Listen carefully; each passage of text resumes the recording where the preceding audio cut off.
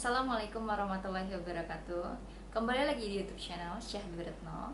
Sesuai dengan judul di video kali ini, aku akan share pengalaman pribadi tentang tahapan dan dokumen yang dibutuhkan untuk menikah dengan WNA, khususnya WNA Turki di Indonesia. Oke, kita langsung mulai aja ya. Yang pertama, kita datang ke KUA dan menanyakan persyaratan apa saja yang dibutuhkan untuk menikah dengan WNA di Indonesia. Tahapan yang kedua, calon pengantin pria atau WNA bisa langsung menghubungi Kedutaan Besar Turki yang ada di Jakarta melalui email. Tanyakan persyaratan atau dokumen yang dibutuhkan untuk menikah dengan WNI di Indonesia. Kemudian bisa tanyakan juga untuk janjian waktu temu.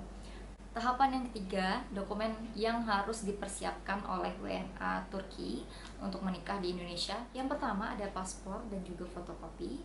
Kemudian yang kedua, KTP atau kimlik dari calon pengantinnya beserta fotokopi. Yang ketiga, fotokopi KTP atau kimlik dari orang tua.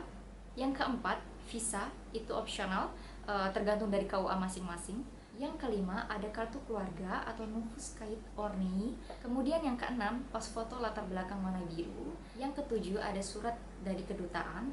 Ini nanti akan diberikan setelah WNA sudah berada di Indonesia dan akan diberikan oleh pihak kedubes.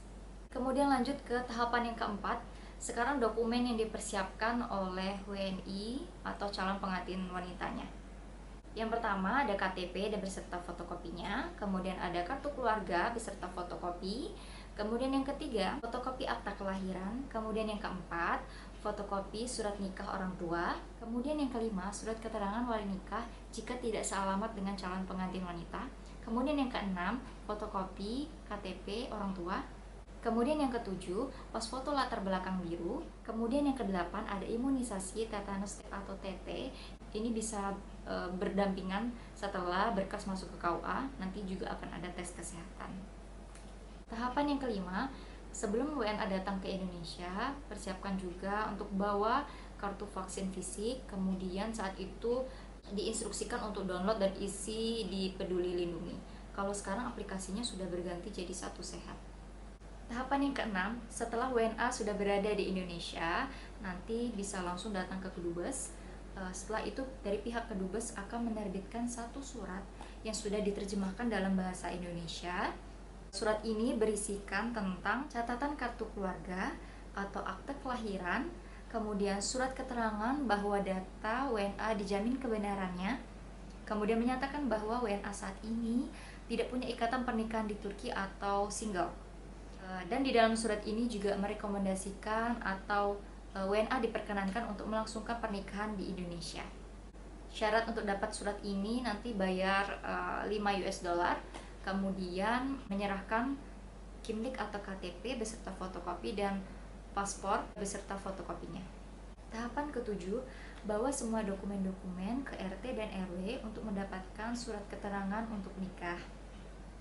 Lanjut tahapan ke-8, ke kelurahan untuk mendapatkan N1 sampai N4 yang sudah ditandatangani oleh lurah. Tahapan yang ke-9, bawa semua berkasnya ke KUA, kemudian nanti akan diproses oleh KUA dan juga nanti akan ada pendaftaran online. Untuk pembayarannya, jika ingin menikah di luar KUA, biayanya 600.000. Kemudian kalau ingin menikah di KUA, itu gratis.